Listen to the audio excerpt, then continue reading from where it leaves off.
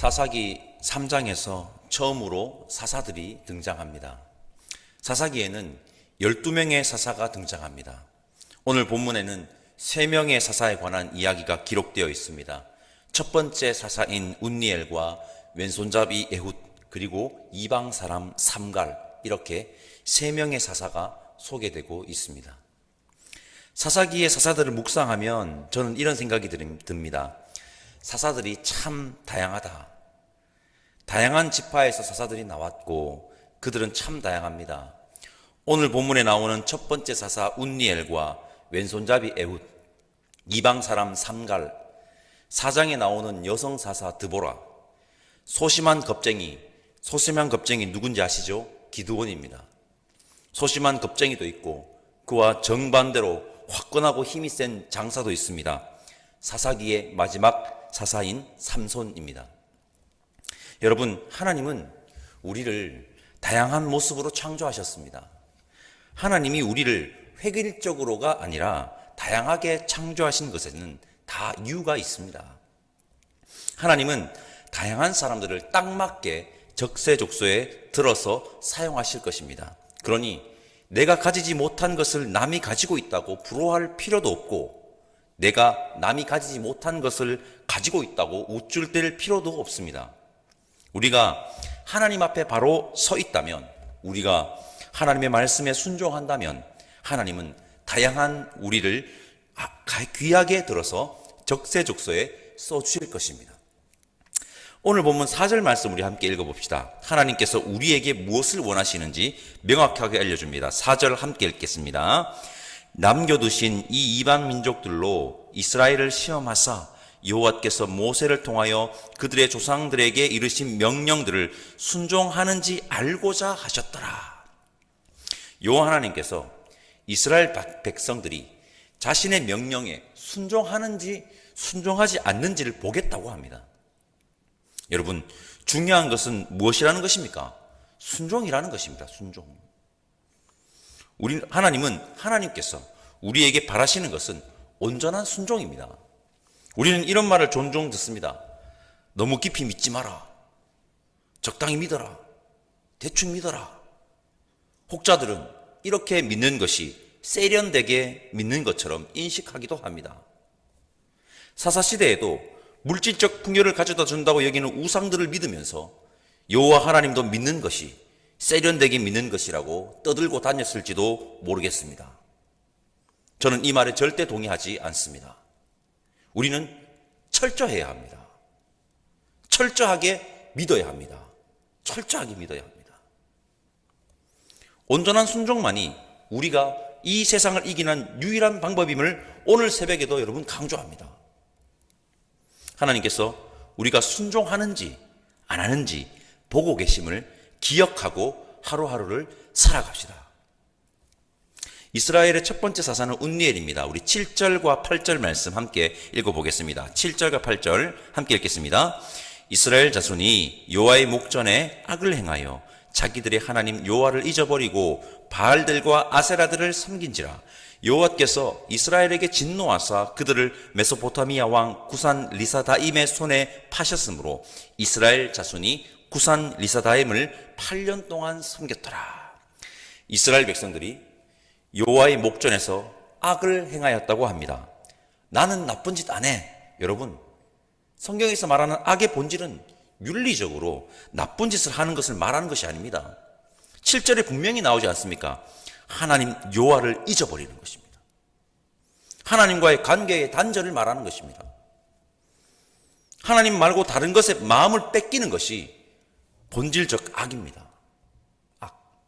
우리는 현재 악을 행하고 있지는 않은지 돌아보면 좋겠습니다. 제가 10절 말씀 읽어보겠습니다. 여호와의 영이 그에게 임하셨으므로 그가 이스라엘의 사사가 되어 나아가서 싸울 때에 여호와께서 메소포타미아 왕 구산 리사다임을 그의 손에 넘겨주심에 운니엘의 손이 구산 리사다임을 이기니라. 아멘. 운니엘에게 여호와의 영이 임하였다고 합니다. 우리가 제대로 살아가기 위해서, 우리가 제대로 주의 일을 감당하기 위해서는 여호와의 영이 임해야 합니다. 여호와의 영이. 하나님의 백성들인 우리는 우리의 힘과 능력으로 살아가는 것도 아니고 우리의 힘과 능력으로 주의 일을 감당하는 것도 아닙니다. 여호와의 영이 임할 때 감당할 수 있고 우리는 승리할 수 있음을 기억하면 좋겠습니다.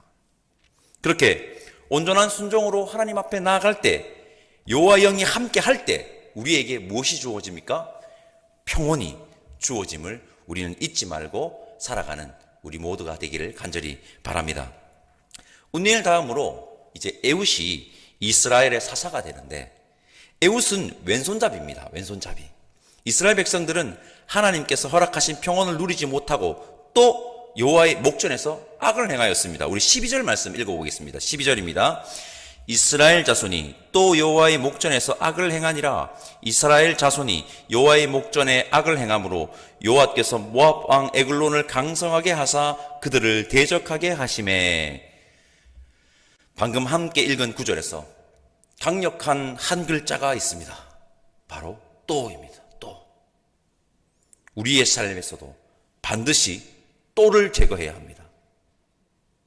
우리의 삶에 12절에 기록된 또가 없기를 여러분 소망합니다. 왼손잡이 사사 에훗, 우리나라는 왼손잡이가 푸대접을 받았습니다.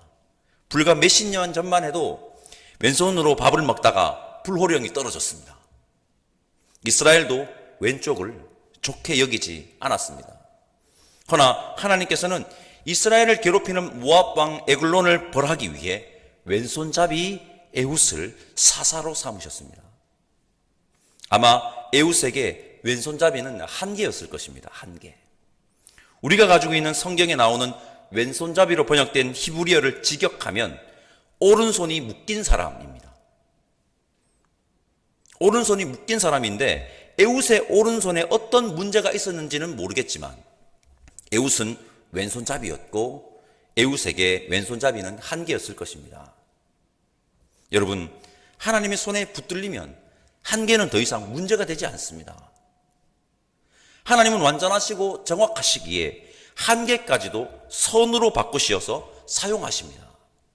중요한 것은 여러분, 하나님 손에 붙들려 있느냐 없느냐인 것입니다. 에훗은 비둔한 모압 왕 에글론을 암살합니다. 사사기 3장 17절을 보면 모압 왕 에글론이 비둔한 자였다고 성경은 말하는데, 얼마나 많이 지 혼자 독식하면 비둔했는지 보라고 우리에게 성경은 말하고 있는 것 같습니다. 모압 왕 에글론에게 에훗은 곡물을 바치러 가서 독대를 요청하였고, 단둘이 있을 때 기습적으로 숨겨둔 칼로 비둔한 에글론을 찔러 처단합니다. 분명 자신에게 한 개였던 이 왼손잡이가 에훗을 처단하는데 아주 좋은 조건으로 작용했을 것입니다. 하나님은 정확하시고 완전하시기 때문입니다. 여러분, 기억하십시오. 우리 하나님은 완전하시고 정확하시기에 한 개까지도 선으로 바꾸어서 사용하십니다. 우리는 그 하나님 손에 붙들려 있으면 됩니다. 한계가 있다고 낙망하거나 낙심하지 맙시다. 설교 소두에 말씀드렸습니다. 하나님께서 다양한 우리를 귀하게 들어서 사용하실 것입니다.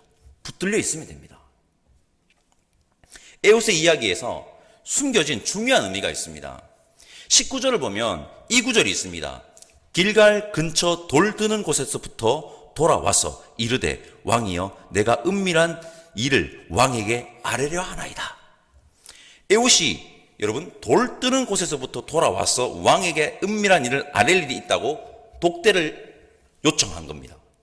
그리고 26절에 이런 구절이 있습니다. 에훗이 피하여 돌 뜨는 곳을 지나 스이라로 도망하니라. 에훗이 모압 왕 에글론을 암살하고 돌 뜨는 곳을 유유히 지나 도망합니다. 돌 뜨는 곳이 어떤 곳일까요? 돌 뜨는 곳. 돌 뜨는 곳은요, 우상을 만드는 곳입니다. 더 정확하게 말하면 모압의 그모스 신상을 만드는 곳으로. 그모스는 전쟁의 신입니다. 전쟁의 신입니다. 그모스는. 에훗이 우상을 만드는 곳에서 올라와서 에글론을 처단하고 우상을 만드는 곳을 유유히 지나서 도망합니다. 여러분, 차를 타고 시외를 운전하다 보면 불상을 만드는 것을 종종 봅니다. 돌로 막 깎고 있는 그 돌, 제석장 같은 곳 보셨죠? 거기에 얼마나 많은 불상들이 있습니까? 우상을 만드는 돌 뜨는 것에 얼마나 많은 금오수 신상들이 있었겠습니까?